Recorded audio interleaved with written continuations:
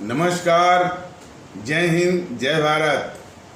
भारतीय अवाम ताकत दल अपने भारतीय भाई बहनों अर्थात अपने देश भारत की जनता अर्थात अपनी भारतीय अवाम से भारतीयता आधारित आपसी श्रद्धा, भारतीयता आधारित आपसी स्नेह, भारतीयता आधारित आपसी प्रेम, भारतीयता आधारित आपसी अखलाक मोहब्बत, भारतीयता आधारित आपसी सहयोग, भारतीयता आधारित आपसी सम्मान, भारतीयता आधारित आपसी एकता, भारतीयता आधारित आपसी भाईचारा तथा भारतीयता आधारित आपसी सद्भाव को समझने व उसे आत्मसात करके वैसा ही और उसी अनुसार आचरण एवं व्यवहार करने हेतु और इसके समस्त भारत में प्रचार प्रसार करने हेतु और इसकी अहमियत और महत्व को प्रत्येक देशवासी को समझाकर उसे अपनाते हुए वैसा ही और उसी अनुसार आचरण एवं व्यवहार करने हेतु और प्रत्येक देशवासी को अपना ही भारतीय भाई बहन मानकर, समझकर, अपनाकर उनके साथ वैसा ही और उसी अनुसार आचरण एवं व्यवहार करने हेतु सतत, सदैव और हमेशा अदब के साथ, आदर के साथ अर्ज करता है, विनती करता है। सर्वप्रथम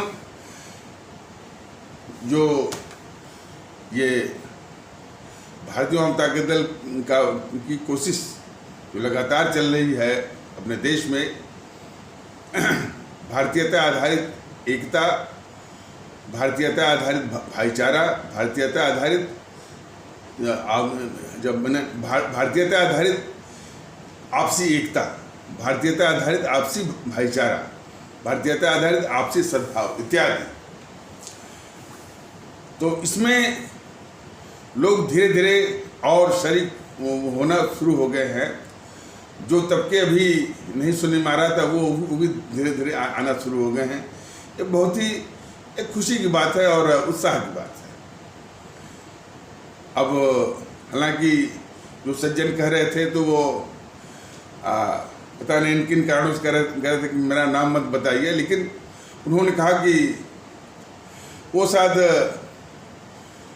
हमारे ब्राह्मण कहे जाने वाले जो आदरणीय भारतीय भाई बहन का जो तबका है अपने भारतीय समाज का, अर्थात अपने भारतीय समाज का जो ब्राह्मण कहे जाने वाले भारतीय भाई बहनों के समाज से वो थे, तो वो कह रहे थे कि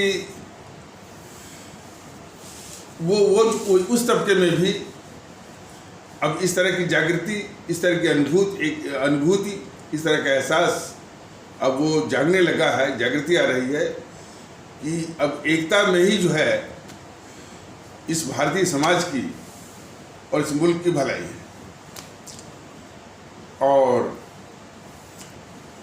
ये बात हमेशा प्रत्येक भारतीय भाई बहनों को समझ लेना आवश्यक है कि एकता में जो सबसे बड़ा सहायक है कि सबको सम्मान देना। जैसा कि पिछले कई एपिसोडों में के माध्यम से इसे बताने की कोशिश की गई है कि हमारे समाज के कुछ तबके ऐसे हैं जो कि अपने को अलग थलग समझते हैं, आइसोलेटेड जिसको अंग्रेजी में बोलते हैं, या सेक्लूडेड या इंसुलेटेड जो भी है उस रूप में समझते हैं। और उनको यह अनुभूति होती है कि भाई हम अलग थलग हैं, हमको बाकी समाज सम्मान देता नहीं है। और उसका दूसरा परिणाम यह होता है कि हमारे समाज की जो विखंडनकारी ताकतें हैं राजनीतिक दलों के बीच में, उन्हीं पर अपने स्वार्थनित यानी और घोर तरीके से अपनाती। मायावती हुई, अनुप्रिया पटेल हुई, वो प्रकाश राजभर हुआ, संजय निषाद हुआ, ये जो है उन्हीं हमारे अलग थलग पड़े हुए भारतीय भाई बहनों पर, जिनको भारतीय एकता के माहौल में लाने की जरूरत है, जिसके लिए भारतीय जनता का दल ये प्रयास कर रहा है, और जिनको आने की जरूरत है, और चूंकि वो अलग थलग पड़े हुए हैं और बाकी समाज साथ उनसे घुलता मिलता नहीं है, और कुछ कट्टरवादी तत्वों के चलते जो है वो सम्मान नहीं मिलता है, और कोई अपमानजनक अन्य संबोधनों से उनको संबोधित करते हैं, इस तरह की तमाम समस्याएं हैं। उन्हीं पर जो है, और क्या कहते हैं कि घाव पर नमक छिड़कने के बराबर उन पर ये इस तरह के जो है यानी घटिया किस्म के जो यानी समाज को तोड़ने वाली ताकतें हैं राजनीतिक दलों के वेस्ट में, तो उसमें संजय निषाद हैं, अनुप्रिया पटेल हैं, प्रकाश राजभर हैं, और उसी प्रकार ये असदुद्दीन ओवैसी भी है। तो इन समूह के इलाज का जो सबसे कारगर तरीका है कि सबके साथ जो है मेलजोल, भाईचारा, भारतीयता आधारित। देखिए, ये बात पहले भी बताई गई है कि ऐसा नहीं कि भाईचारा नहीं है, ऐसा नहीं कि आपसी सद्भाव नहीं है, ऐसा नहीं है कि आपसी अखलाक मोहब्बत नहीं है, लेकिन वो संकीर्णता आधारित, यानी जैसे मुसलमान तो कहना भी मुसलमान कहना भी जो है भारतीय जनता का दल उसके लिए जो है वर्जित करता है, लेकिन इस्लाम आस्था वाले मैंने जो सिखाते हैं, जो मैंने ये जो कि समाज को तोड़ना चाहते हैं, तो वो इस्लाम आस्था वाले भारतीय भाई बहनों के समाज में मुसलमान कह करके आपस में वो अखलाक मोहब्बत होगा। इस प्रकार क्षत्रिय राजपूत कह करके वो एक तबके में वो आपस में जो है वो भाईचारा और एकता होती है, संगठन भी बनते हैं। इसी प्रकार ब्राह्मण बोल करके आपस में भाईचारा और सद्भाव और संगठन भी बनते हैं। इस प्रकार वो यादव कहे जाने वाले, और इसी प्रकार आप कई संगठन देखते होंगे, अखिल भारतीय क्षत्रिय महासभा, अखिल भारतीय ब्राह्मण महासभा, अखिल भारतीय यादव महासभा, और मुस्लिम मजलिस, इत्तेहादुल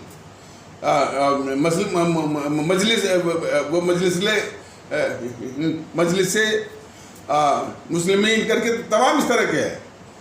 वो यानी इस भारतीय समाज को काट करके टुकड़ों में वो आपस में जो है ये सभी कुछ भाईचारा सद्भाव वो सब चला रहे हैं। लेकिन तो वो जो प्रचलन है कि इस भारतीय समाज को टुकड़ों में काट करके आपस में जो है वो भाईचारा निभाइए और सद्भाव निभाइए, संगठन बनाइए, यह भारतीय समाज के लिए, देश के लिए बहुत ही घातक है। तो वो बनाते भी हैं और चुनावी रणनीति भी उसी के आधार पर, और चुनावी रणनीति में इस टुकड़े को उस टुकड़े को मिलाकर के हाँ भाई वोट मिल जाएगा, अब वो जीत जाएगा। ये इसी प्रवृत्ति को कुचलने की जरूरत है, और वो कुचलने की ताकत हमारी भारतीय आवाम में है। लेकिन कब? भारतीयता के आधार पर वो एक होता, और वो एक होने में यानी भारतीयता के आधार पर सद्भाव, गुडविल जिसे कहते हैं गुडविल, और एकता, आपसी एकता, आपसी भाईचारा, आपसी सद्भाव और आपसी इखलाक मोहब्बत, सब कुछ, लेकिन भारतीयता आधारित इसकी होने की जरूरत है। तब इस तरह की जो समाज विरोधी, भारतीय समाज विरोधी जो ताकतें हैं, अनुप्रिया पटेल, संजय निषाद, प्रकाश राजभर, असदुद्दीन ओवैसी, ये परास्त होंगे। और लगभग इसी तरह की मानसिकता पर जो और भी पार्टियां हैं जो है इन्हीं के आधार पर जीएनपीसी, गांधी नेहरू परिवार चंडाल चौकड़ी काकस, जिसको कि आप लोग भ्रम या भूल से वो गलती से कांग्रेस कहते हैं, लेकिन कांग्रेस वो नहीं है, वो है गांधी नेहरू परिवार चंडाल चौकड़ी काकस।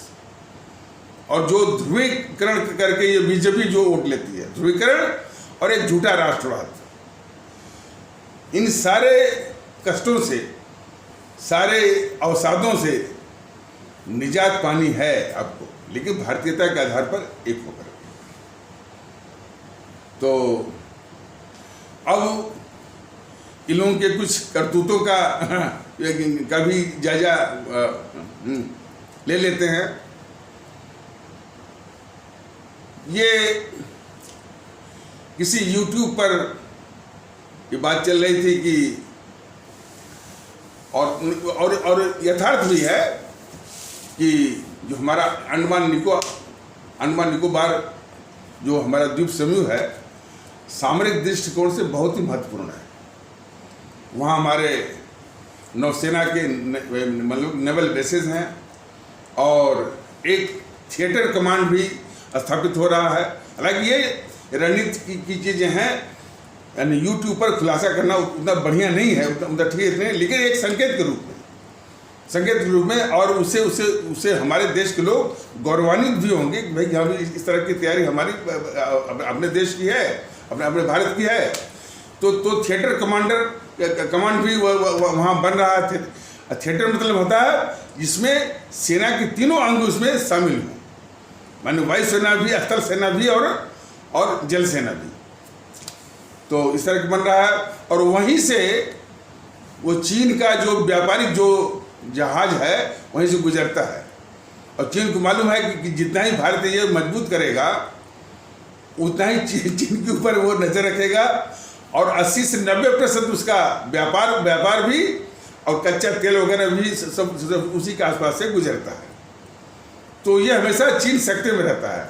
और उसी के विकल्प के रूप में ये CPEC, China Pakistan economic corridor, जो कि वो हमारे जो POK के जरिए से गुजर करके पाकिस्तान में जो ग्वादर बंदरगाह तक जाता है, हालांकि वो भी खटाई में पड़ गया है। तो चीन बड़े सक्रिय में है। लेकिन जरा समझिए, इसी अंडमान निकोबार के करीब में उत्तर में एक कोको द्वीप समूह है। वो कोको द्वीप समूह जो है वो भी भारत का ही था। तो जिस प्रकार ये गद्दार जवाहरलाल नेहरू, जरा समय मैं रोक करके एक बात और कहना चाहता हूँ, जैसे जैसे ये भारतीय आवाम ताकत दल इस नेहरू की गद्दारियों को, राहुल गांधी की गद्दारियों को, राहुल गांधी का जो ड्रग स्मगलर के चरित्र को उजागर कर रहा है। और एक तो और अभी बताना है कि रायबरेली गेस्ट हाउस में एक रेप कांड हुआ था, बलात्कार कांड हुआ था। तो ये बलात्कार का आरोपी भी रहा है। लेकिन हमारे आदरणीय भारतीय भाई बहनों को जानना चाहिए कि ये जीएनपीसी न्यायपालिका को, यहाँ तक सर्वोच्च न्यायालय को, जो माननीय सर्वोच्च न्यायालय को हमेशा जो है वो तोड़ मरोड़ करके रखती है। और उसे हर काम जो है उसने वो 17 साल तक करवाया है। तो वो रायबरेली गेस्ट हाउस का जो बलात्कार जो कांड है उसका ये आरोपी है राहुल गांधी। और उस केस को Allahabad high court, supreme court ने कैसे खा गए, ये भी एक जो है बहुत बड़ी घटना है। और ये इसकी फिर से फाइल खुलवाई जाए, फिर से जांच कराई जाए, सारे तथ्य जो है वो सामने आ जाएंगे। लेकिन ये बीजेपी नहीं करवाएगी, क्योंकि बीजेपी बनी ही है नेहरू परिवार के, जीएनपीसी के सारे पापों को ढकने के लिए। इसलिए जैसे जैसे ये नेहरू की गद्दारियां, इंदिरा गांधी की गद्दारियां, राजीव गांधी की गद्दारियां और राहुल गांधी की गद्दारियां का खुलासा भारतीय जनता दल अकेले कर रहा है। इसकी गूंज भी हमारे भारतीय समाज के तबकों में हमारे भारतीय समाज के विभिन्न तबकों में जा रही है, उस गूंज का असर यह है कि ये जेएनपीसी वाले कह रहे हैं कि कहाँ रिकॉर्ड में है, कहाँ लिखा है।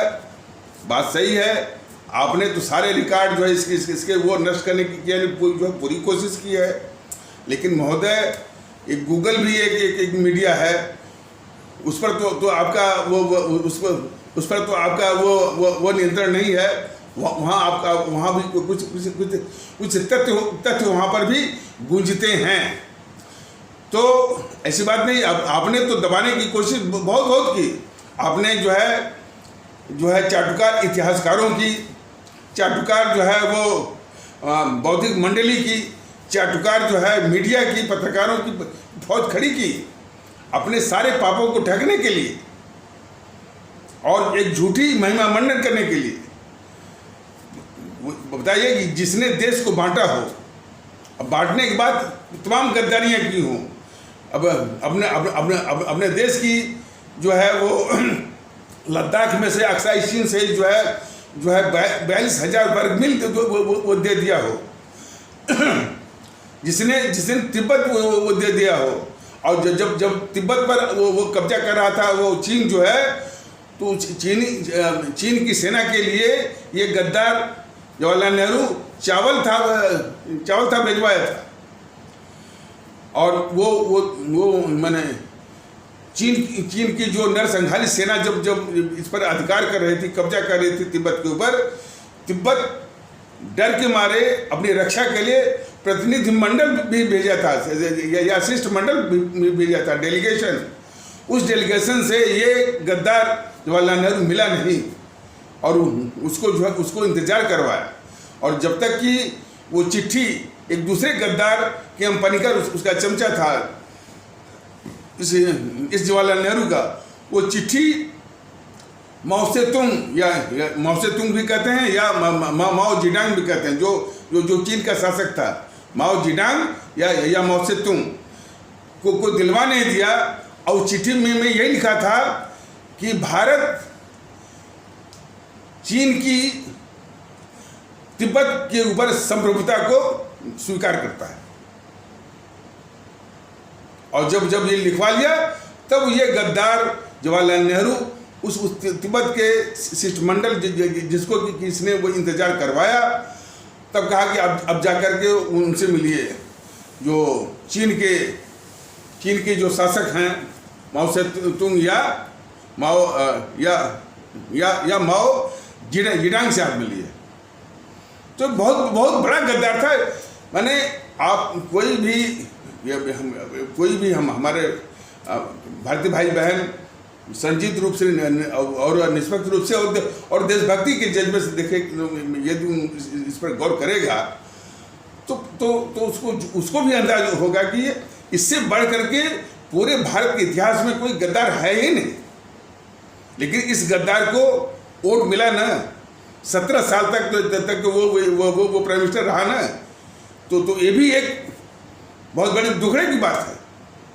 और ये सब बातें सुनकर के ही जो है मन में बहुत अवसाद होता है, बहुत क्षोभ होता है, और मस्तक जो है वो शर्म से वो झुक जाता है कि एक गद्दार को 17 साल तक लोग जो है वो प्राइम मिनिस्टर बना रहे, वोट दे करके। तभी तो जब जिसने देश बंटवाया हो, 25 से 30 लाख लोगों को मरवाया हो, और जो है 3 करोड़ से ऊपर लोगों के घर उजाड़े हो सिर्फ सत्ता के लिए, और इस जवाहरलाल नेहरू के समर्थन में कोई नहीं था। इस जवाहरलाल नेहरू के समर्थन में न कांग्रेस से कोई न तो कांग्रेस की ओर से कोई था, न तो उसमें की जनता में ही कोई था। और जबकि जिन्ना साहब के पक्ष में कांग्रेस भले न हो, जनता चाह रही थी।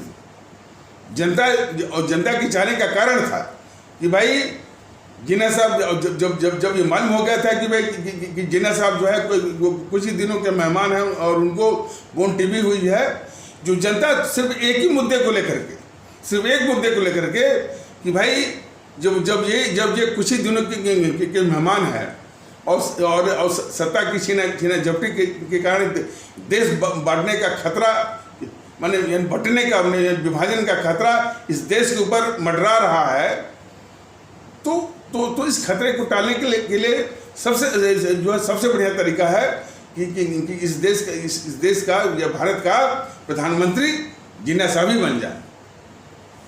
इस तरह के जनमत था वहाँ, तो उसमें जनमत या अवाम जो है जिन्ना साहब को चाह रही थी देश का प्रधानमंत्री बनने के लिए, और कांग्रेस चाह रही थी सरदार पटेल को। इस गद्दार नेहरू को कोई नहीं चाह रहा था, न तो कांग्रेस में न तो जनता में।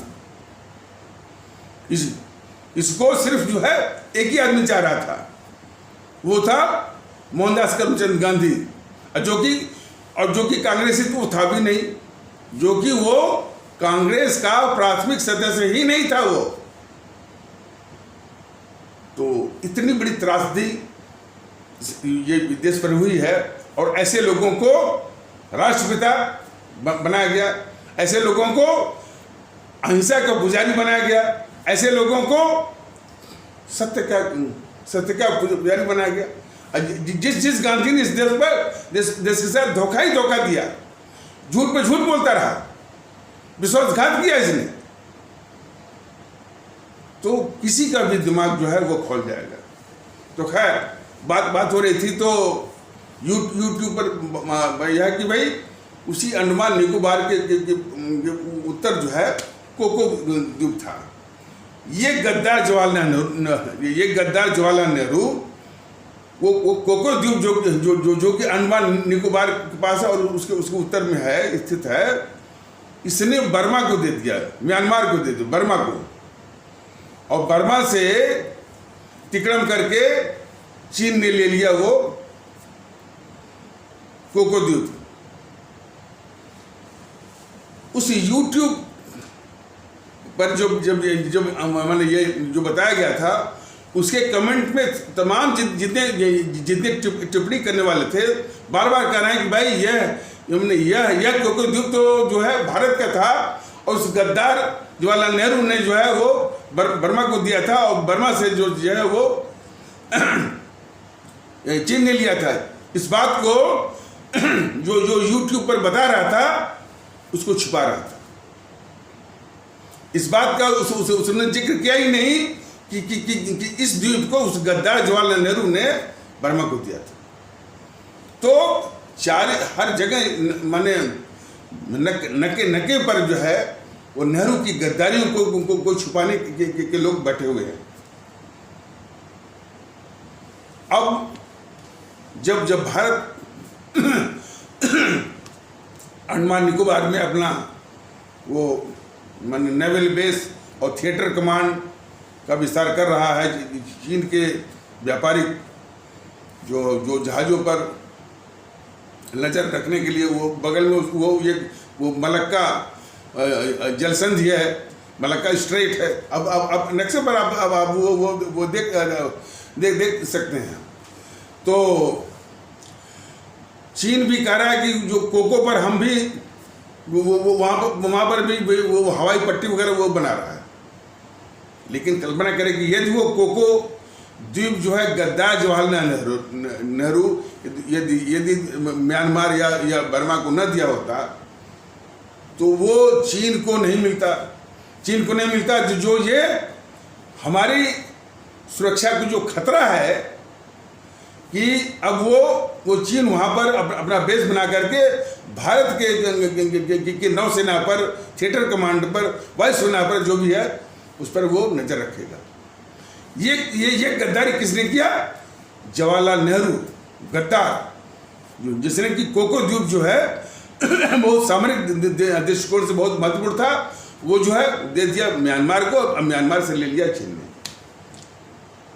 तो इस जवाहरलाल नेहरू की गद्दारियों का माने इंतहा नहीं। और उसी प्रकार जगह जगह पर तमाम और भी गद्दार जो पड़े हुए हैं जो कि उसी गद्दारियों को छिपाने के लिए, जैसे वो इस पर तू वर्णन कर रहा था कि कोको द्वीप पर अपना चीन कर रहा है, अपना विस्तार कर रहा है, अपने हवाई पट्टी बना रहा है।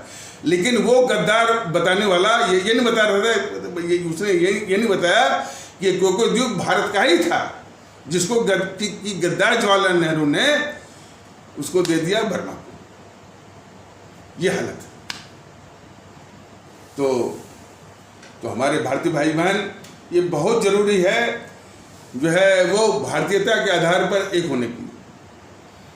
आज ये कैसे बात उठाते हैं कि बांग्लादेश में जो हिंदुओं पर अत्याचार फलाने ठिकाने। अरे भाई, आपने उनको हिंदू समझाई क्यों? आप भारतीय समझिए। यदि भारतीयता की बात चलाई गई होती तो चलाई गई होती और ये दोनों गद्दार को मौका न मिलता, ये दोनों गद्दार मोहनदास करमचंद गांधी और जवाहरलाल नेहरू इत्यादि को, तो ये देश बढ़ता भी नहीं, पाकिस्तान भी नहीं बनता, बांग्लादेश भी नहीं बनता, म्यांमार भी साथ में रहता और पूरा भारत रहता। वो भारत रहता और जिसमें सभी लोग भारतीय रहते, कोई न इसमें कोई हिंदू रहता और न कोई इसमें मुस्लिम रहता, न कोई इसमें ठाकुर रहता, न कोई इसमें ब्राह्मण रहता, न कोई इसमें पंजाबी रहता, न कोई कश्मीरी रहता, न इसमें कोई तमिल रहता, न कोई बंगाली रहता, सब लोग भारतीय होते। तो इस तरह से समाज को, देश को विखंडित करके आज हिंदू पर अत्याचार, इस पर अत्याचार, दलित पर अत्याचार, ये सारी जो मानसिकता जो है, यह देश को विखंडित करने वाली मानसिकता है। लेकिन हमारे आदरणीय भारतीय भाई बहनों, आप जो गलती भूतकाल की हो गई है उसको सुधारने का एक ही रास्ता, एक ही मौका है। भारतीयता के आधार पर एक होने के लिए और भारतीय भाईचारा के आधार पर भारतीय सद्भाव, भारतीय और इखलाक मोहब्बत, इसके आधार पर एक होने में जितने जल्दी आप शरीक हो जाएंगे, जितने जल्दी उसको मजबूत कर लेंगे, उतना ही मैंने इन देश विभाजन शक्तियों से आप जो है निजात पा लेंगे। ये बहुत जरूरी है। जैसा कि बताया गया है कि 1857 में जो एकता प्रदर्शित की गई, देश को देखने को मिली, वह एकता अंग्रेजी सरकार की सबसे बड़ी चिंता थी।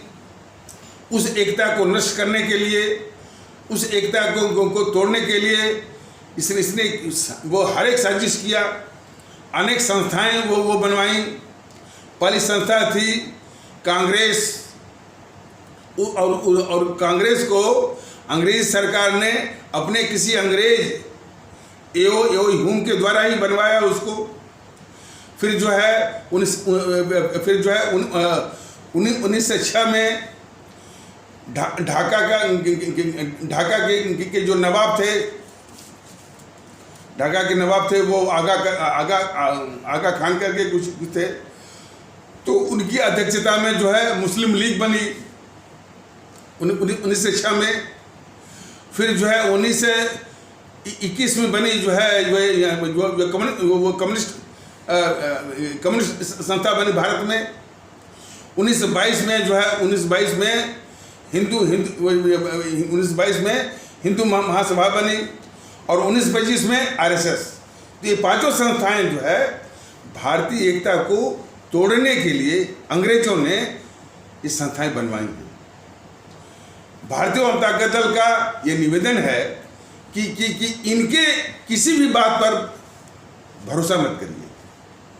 ये अंग्रेजों के द्वारा स्थापित किए हुए एजेंट हैं, जो कि भारतीय एकता को तोड़ने के लिए अलग अलग जगहों से, अलग अलग रूपों में जो है, अलग अलग जो है वो शक्तियों के साथ जो है इस भारतीय समाज को तोड़ने में लगे हुए हैं।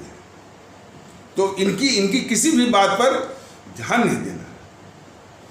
आरएसएस वाला कहता है हिंदू राष्ट्र। बताइए, ये हमारा भारत के संविधान से चलने वाला भारत गणराज्य है, भारतीय गणतंत्र है, इंडियन रिपब्लिक है, और उसको ये बराबर झूठ बोलता रहता है ये भागवत कि हिंदू राष्ट्र। बात यहीं तक नहीं है, उस भागवत के बोलने से तमाम जो है जितने भी ये जेएनपीसी के पक्ष में ये माने चुनावी माहौल बनाते हैं पत्रकारों का जो समूह है, ये सत्य हिंदी वाला जो है आशुतोष, जो गद्दार है वो आशुतोष, और ये मुकेश कुमार और अशोक वानखेड़े और वो ये सब जो है, हाँ अजीत अंजुम वगैरह जो है, और भी है सब ना, अभिसार शर्मा, पूर्ण प्रसून वाजपेयी, प्रभु चावला, सब तमाम है उसमें। मतलब कि लुटियन जो गिरोह है वो हिंदू राष्ट्र की बात जो है वो सब उसी का राग, उसी यानी उसी की बिन क्या करने, उसी को हार वो करते रहते हैं, और ये उसी की बिन बजाते रहते हैं।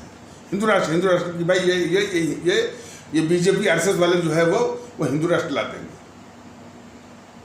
और ये सब भी एक काल्पनिक चीज को पर जो है इतना बड़ा हुआ, काल्पनिक चीज पर जो है वो हिंदू राष्ट्र, देखिए हिंदू राष्ट्र तो न तो उसका कोई अस्तित्व है, न तो वो आने वाला है, न तो वो हो सकता है, जो चीज बिल्कुल लगभग इम्पॉसिबल है। लेकिन उसके ऊपर एक हुआ देखिए, उसके आधार पर हमारे इस्लाम आस्था वाले भारतीय भाई बहनों को डरा के धमका करके 70 सालों तक जो है ये जेएनपीसी उनको वोट बैंक की तरह इस्तेमाल करके सत्ता का भोग किया। अब उसी हिंदू राष्ट्र की और हिंदुत्व की गुट्टी पिला करके ये वो बीजेपी के जो सिपह सालार हैं वो हमारे हिंदू सनातन आस्था वाले भारतीय भाई बहनों से यानी उनसे उसी प्रकार जो है वोट छीनने की जो है साजिश कर रहे हैं। तो कहने का मतलब बस आप यहीं से आप इस बात को समझ जाइए कि जो 5 संस्थाएं जो बनाई गई, कांग्रेस, मुस्लिम लीग, कम्युनिस्ट और हिंदू महासभा और आरएसएस, मैंने ये बता दिया, ये हमारे देश की एकता को तोड़ने के लिए ही बनी है। इसलिए इनकी किसी भी बात पर जो है बिल्कुल किसी बात पर न तो ध्यान दीजिए, न तो विश्वास करिए, न तो भरोसा करिए।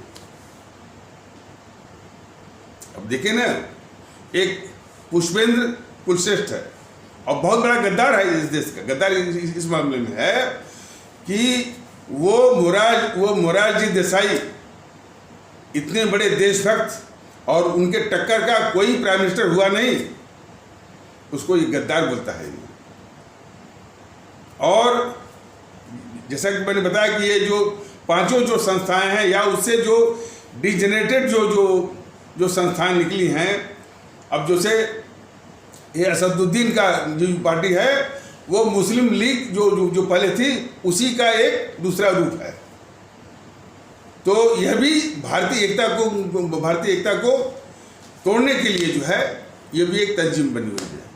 और इसीलिए तो उसके जो सिखाए हुए जो तोते हैं आकर जो बात करते हैं भारतीय जनता दल के पदाधिकारी से, वो ये कहते हैं कि भारतीयता क्या होती है, ये भारतीयता क्या होती है, यानी मेंटल पॉइजनिंग, यानी दिमाग में यानी इस कदर जो जहर जो भरा गया है और जहर भर कर इस तरह से जो माइंडसेट बनाया गया है कि उसके लिए पूछ रहे हैं इसी भारत में रह करके कि भारतीयता क्या होती है।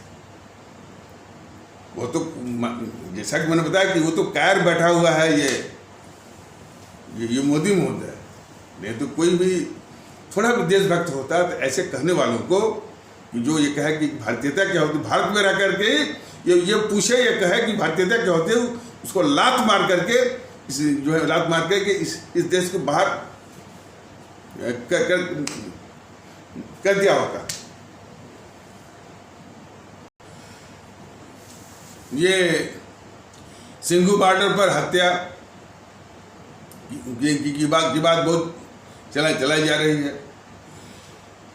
सिंध बॉर्डर पर हत्या हो और सुनने में आ रहा है कि कोई तबका उस जो हत्यारे जिसने हत्या किया, जघन्य हत्या, वो शायद हाथ काटा, पाँव काटा और इसके बाद उसने हत्या किया, वो भी किसान आंदोलन के नाम पर। भारतीय जनता ताकत दल बराबर बता रहा है कि भाई ये किसान आंदोलन मुखौटा भर है। किसान आंदोलन के मुखौटे के पीछे जो भारत विरोधी ताकतें हैं, भारत के अंदर और भारत के बाहर, यहाँ तक कि आतंकवादी और खालिस्तानी आतंकवादी, सब जो लामबंद होकर के भारत में हिंसा, तोड़फोड़, आगजनी के जरिए जो है भारत में जो है वो भारत को अस्थिर करना, भारत भारत की प्रगति को रोकना और भारत को बदनाम करना, यही मंसूबा है। और ये मोदी महोदय को भी मालूम था। अब मोदी महोदय ने पूरी छूट दिया। धारा 356 का एक अमोघ अस्त्र जो है वो केंद्र के पास है और इसका इस्तेमाल होता भी रहा है, ऐसी बात नहीं है, और होना भी चाहिए। लेकिन ये कार्य प्रधानमंत्री जो है, मोदी जो है, इसकी कायरता देखिए कि इसको मालूम था कि ये जो है जीएनपीसी वाले, गांधी नेहरू परिवार चंद्रलाल चौकड़ी वाले पंजाब के लोगों को या पंजाब के जो भारतीय भाई बहन या किसान भारतीय भाई बहन हैं, उनको ये बरगला रहे हैं। झूठ और अफवाह से उनके दिमाग का विषीकरण कर रहे हैं या उनके मेंटल पॉइजनिंग कर रहे हैं। वहाँ के किसानों में एक झूठ और अफवाह के द्वारा उनके दिमाग में जहर भर रहे हैं कि भाई ये मोदी जो है सब बेच दे रहा है, वो हवाई जहाज, रेल फेल और इंश्योरेंस सब बेच दे रहा है, ये आपकी भी जमीन जो है वो उद्योगपतियों के हाथों बेच देगा। इसी तरह का ये मालूम था वो मोदी जी को। तो इनकी कायरता जरा देखिए। इन्होंने पंजाब की सरकार को या कैप्टन अमरिंदर सिंह की सरकार को बर्खास्त नहीं किया। अब कोई भी देशभक्त होता तो ये खबर मिलते ही सुनने सबसे पहले जो है उस सरकार को बर्खास्त करता, सेंट्रल फोर्सेस वो लगाता, और कोई भी असामाजिक तत्व जो है किसी भी नाम पर, चाहे वो किसान आंदोलन हो, वो बिल्कुल वहाँ से वो हिल नहीं पाता। तो ये कार्य प्रधानमंत्री ने पूरा मौका दिया, मैंने उसको सरकार को भी साथ दिया, वहाँ से किसान चले आए और किसान आकर के यहाँ पर दिल्ली में सभी बॉर्डर, सिंघू बॉर्डर, टिकरी बॉर्डर, गाजीपुर बॉर्डर सब ब्लॉक कर दिए। अब दिल्ली के लोग, दिल्ली के आम भारतीय भाई बहन न कहीं आ सकते हैं, न कहीं जा सकते हैं। और हाईवे जिस हाईवे को जिस हाईवे को दिखा करके ये मोदी बोलते हैं कि सबका साथ सबका विकास, उस हाईवे को तीन 4 महीने और किसान आंदोलन के नाम पर जो बजाय कुछ इसमें फंस गए थे, इनके फुलाव में वो कुछ किसान भारतीय भाई बहन वो उनकी मृत्यु भी हो गई। तो सब ये मोदी महोदय की कायरता का परिणाम है, अराजकता का। एक अराजक और कायर किस्म का जो प्रधानमंत्री है उसके कारण है कि वो असामाजिक और भारत विरोधी ताकतें और इसमें जो है यही जो भारत विरोधी जो ताकतें हैं, जो जेएनपीसी है, जेएनपीसी मतलब गांधी नेहरू परिवार चंद्रलाल चौकड़ी काकस, जिसको कि आप लोग भूल या भ्रम से कांग्रेस कहते हैं, वो भी इसमें शामिल हो गई। वामदल वाले भी शामिल हो गए और भी सब शामिल हो गए। शिवसेना भी शामिल हो गई, जो है वो समाजवादी पार्टी है। समाजवादी पार्टी भी इसमें शामिल हो गई, आम आदमी पार्टी भी इसमें शामिल हो गई, और बाहर से जो खालिस्तानी आतंकवादी भी इसमें वो शामिल हो गए। तो सभी मिलकर के इस देश को अस्थिरता की आग में झोंकने के लिए, देश की प्रगति को रोकने के लिए और देश को बदनाम करने के लिए, और इसके साथ साथ हमारे जो दिल्ली और दिल्ली के आसपास के लोगों का जीवन बिल्कुल नारकी बना दिया। न कहीं वो आ सकते हैं, न कहीं जा सकते हैं। और दिल्ली के आसपास के जो छोटे छोटे किसान थे बेचारे, जो कि सब्जी उगा करके जो है वो दिल्ली की मंडियों में मैंने उसको बेच करके अपनी जीविका चलाते थे, उनकी जीविका बंद हो गई। जो मजदूर किस्म के जो गरीब भारतीय भाई बहन थे, जो कि दैनिक आमदनी पर निर्भर रहने वाले जो गरीब भारतीय भाई बहन है, उनकी रोजी रोटी बंद हो गई, कई कारखाने बंद हो गए। ये सब जो है इस मोदी जो कायर और निकम्मा किस्म का जो है ये प्रधानमंत्री उसी कारण है। और उसने पूरी साथ दिया, और देश ने देखा होगा कि इतना मौका देने के बाद ये खुले मन से खुले लोकसभा में कहा कि भाई जब तक मोदी है तब तक मजे लीजिए। वो प्राइम मिनिस्टर है। आज उसकी कायरता का और उसकी कायरता का दुष्परिणाम जो है वो रुकता नहीं है। परिणाम हुआ यहाँ पर जो है वो लखीमपुर खीरी में,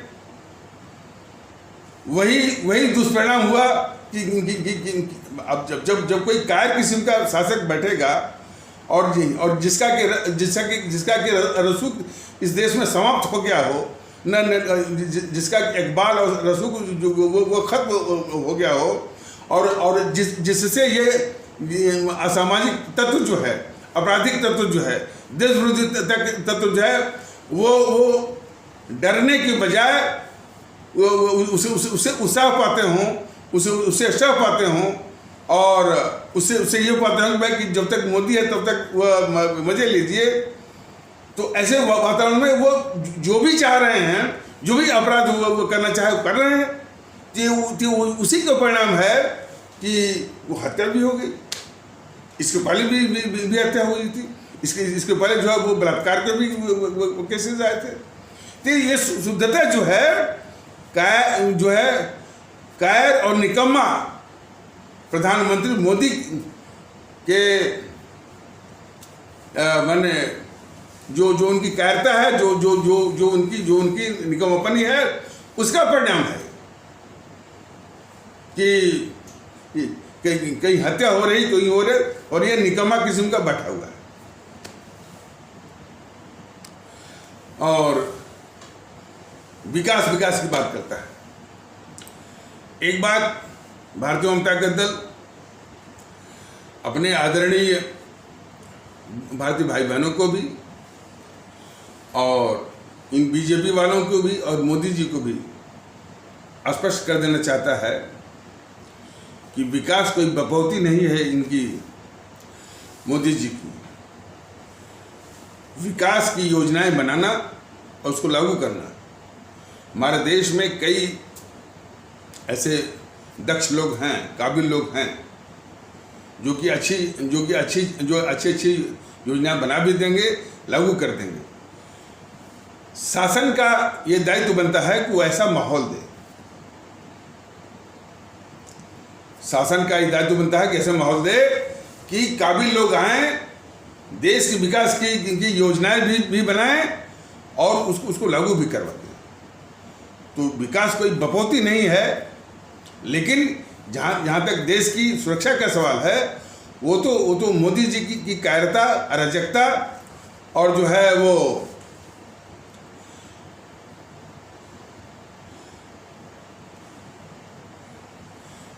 तो देश की जो सुरक्षा है,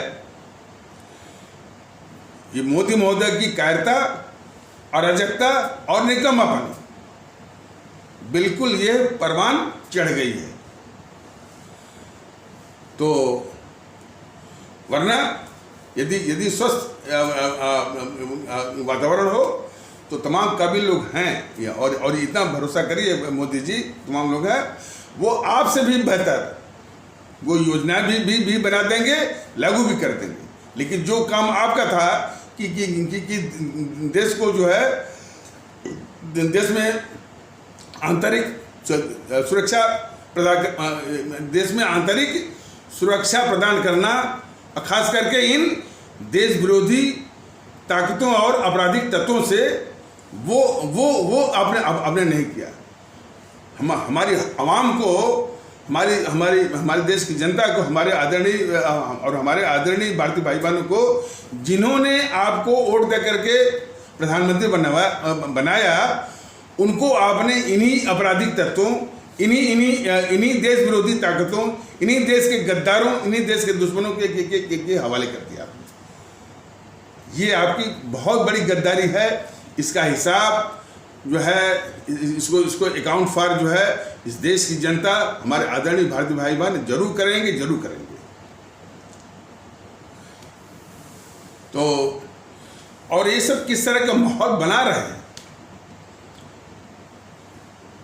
देश में, जो आज़ादी की जो लड़ाई है, जो हमारे राष्ट्रभक्त क्रांतिकारी अमर शहीदों ने वो अपनी मुहिम चलाई, आज़ादी की लड़ाई लड़ी, अपने प्राण दिए, प्राण से सब कुछ जो है भारत माता की बलवेदी पर जो है न्यौछावर किया।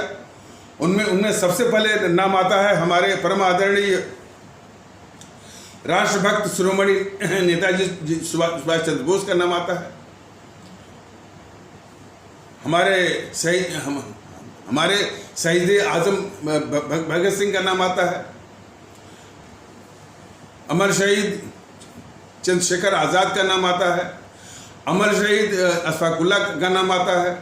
अमर शहीद खुदीराम बोस का नाम आता है। अमर शहीद सुब्रमण्यम भारती का नाम आता है। अमर शहीद श्रीमती रानी लक्ष्मीबाई का नाम आता है। अमर शहीद श्रीमती रानी चंद्रिमा का नाम आता है। अमर शहीद श्रीमती रानी गडेलू का नाम आता है, इत्यादि का नाम आता है, जिन्होंने आज़ादी की लड़ाई लड़ी और अपने प्राण सहित सब कुछ उस आज़ादी के लिए जो है त्याग दिया, और वो भी सहर्ष पूरे मन के साथ। आज उनको महत्वहीन करने के लिए तो ये जो है जो जिस देश के सबसे गद्दार संगठन है, और दुर्भाग्य से लोग उसको वोट करके सत्ता में बिठाते रहे।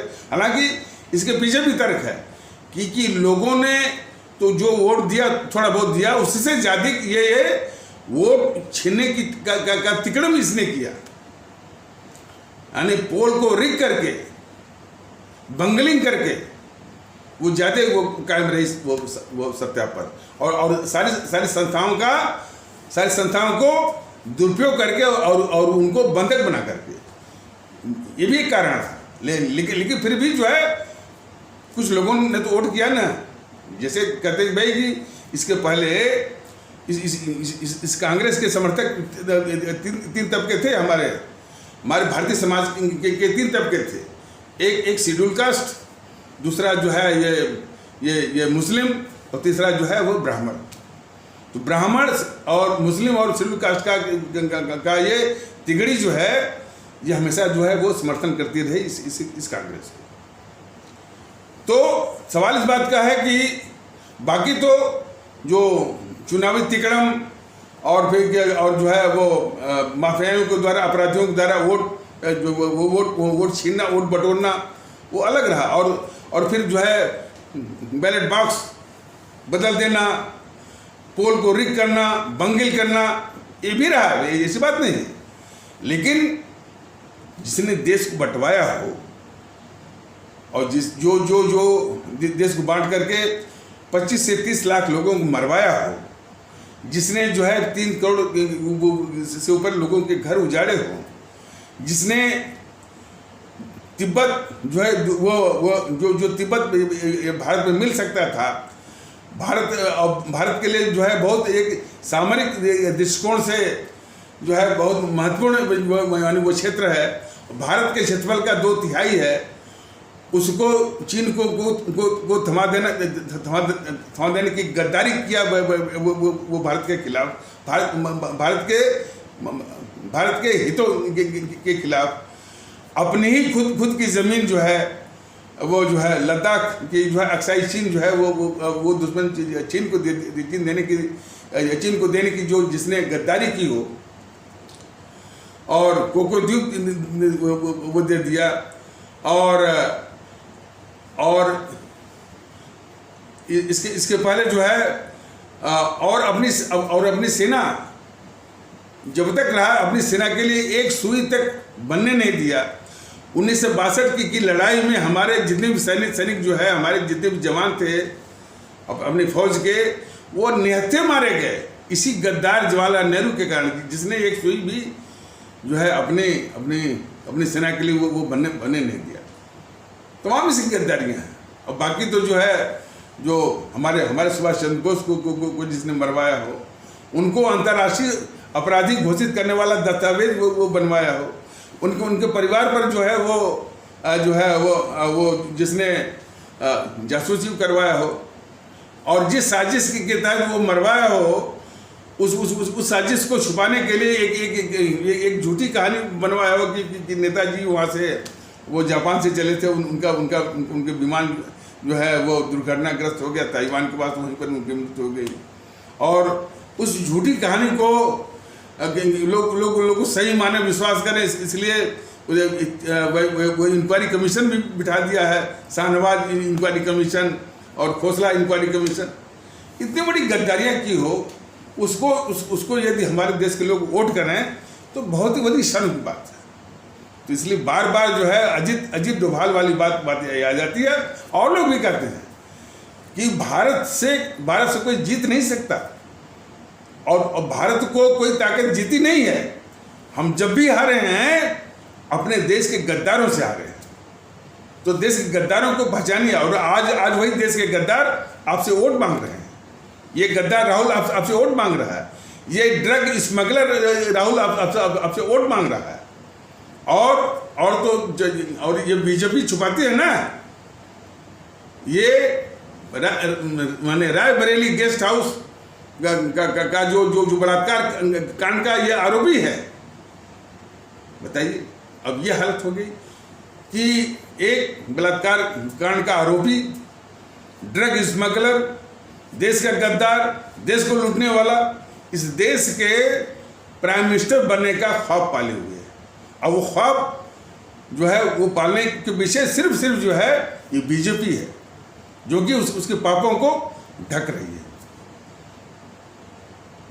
तो बीजेपी कितनी बड़ी खतरनाक है इस देश के लिए, इसका अंदाजा करिए। और कि इस अभिशाप को सिर्फ विरोध पक्ष के रूप में, इस अभिशाप को मीडिया वाले भी विरोध पक्ष के रूप में, बताइए। मीडिया वाले हमारे हमेशा कहते हैं कि इस क्षेत्र में इतने मुसलमान हैं, इस क्षेत्र में इतने ठाकुर हैं, इतने सवर्ण हैं।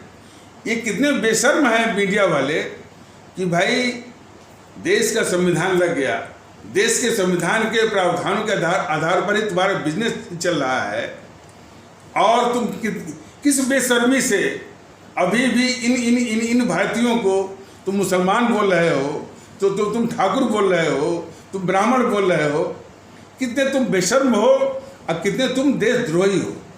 लेकिन वो भारतीय जनता दल ने अवसर कहा है कि जब भी मौका मिलेगा यह कोर्टों में और थानों में इन समूह के खिलाफ देशद्रोह का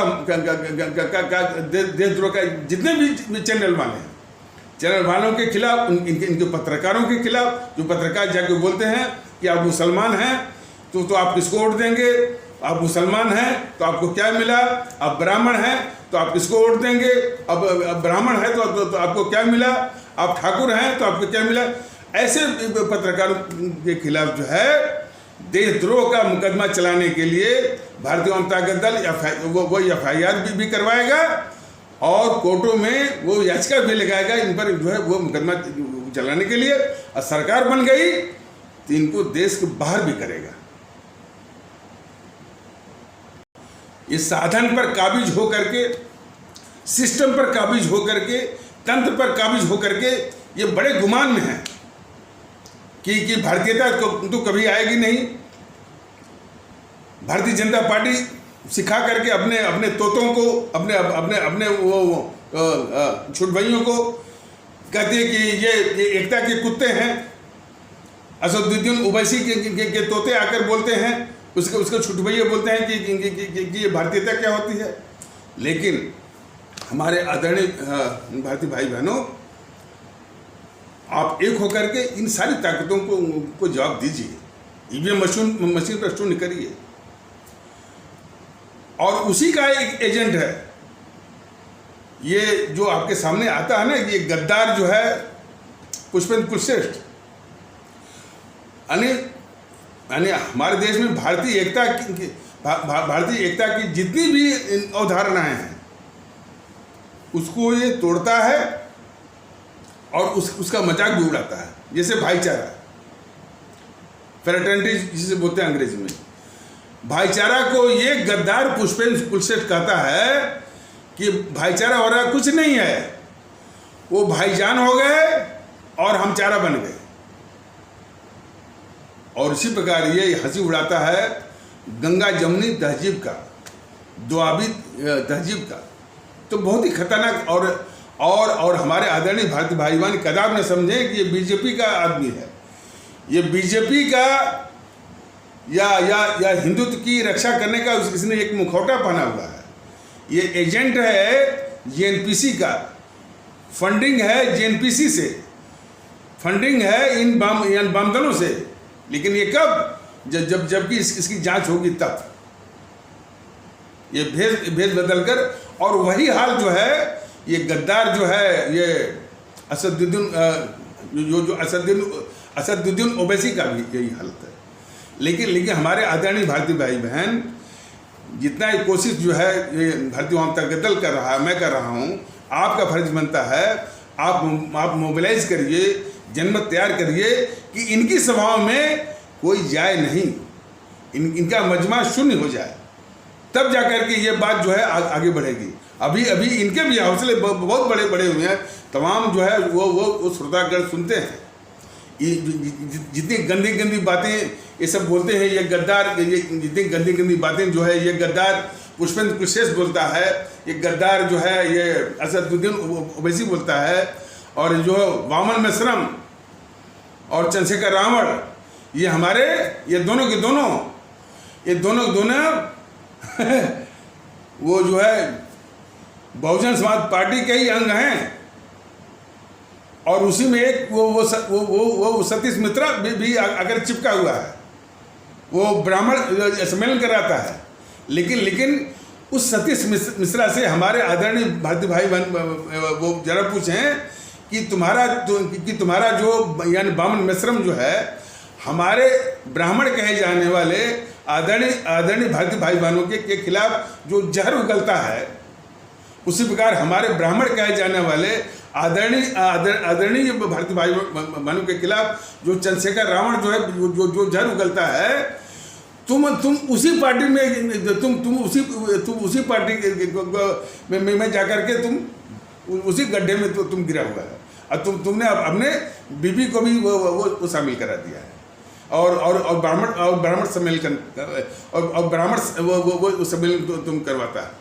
तो कितने ये मतलब कि देश के दुश्मन, भारतीय समाज के दुश्मन विभिन्न रूपों में, इसको पहचानने की आवश्यकता है। लेकिन सब कुछ इस बात पर निर्भर करता है कि जब तक हम भारतीयता को पहचानेंगे नहीं और भारतीयता के महत्व को अपनाएंगे और भारतीयता को महत्व नहीं देंगे और भारतीयता के आधार पर एक नहीं होंगे, तब तक इस तरह के समाज के दुश्मन, चाहे वो सतीश मिश्रा हो, चाहे अखिलेश यादव हो, चाहे ये बीजेपी वाले हों, और ये सब हमेशा ने बस नाम भुनाना, आगे हम बताएंगे कि अमित शाह जो अमित शाह महोदय हैं, जो हमारे माननीय गृह मंत्री हैं, एक बार वो बोल रहे थे कि सुभाष चंद्र बोस को वो सम्मान नहीं मिला। अरे महोदय, बीजेपी ने सुभाष चंद्र बोस को क्या सम्मान दिया? अपमान ही तो दिया उसने। सुभाष चंद्र बोस को अपमानित करने वाली ये बीजेपी भी है। तो खैर, आगे आने वाले एपिसोड में कि किस तरह से मैंने अपमानित कर रही है सुभाष चंद्र बोस को, ये बीजेपी जो है, इसको बताना जो है बहुत जरूरी है, क्योंकि यह इसका मेन मकसद जो है वो सुभाष चंद्र बोस को सम्मान देने का नहीं है। बीजेपी का मेन मकसद है जीएनपीसी के पापों को धुलना, उसके पापों को ढकना। तो खैर, हमारे आदरणीय भारतीय भाई बहन, आप सभी लोग जो है भारतीयता के आधार पर एक होकर के इन सारी ताकतों को ईवीएम मशीन पर बिल्कुल शून्य करने के लिए, नष्ट में नाबूद करने के लिए, जड़ से उखाड़ने के लिए बिल्कुल मन में ठानिए और इनको जड़ से उखाड़िए। तो इन्हीं आवश्यक शब्दों के साथ इस आवश्यक पर चर्चा को यहीं पर विराम दिया जाता है। तब तक के लिए नमस्कार, जय हिंद, जय भारत।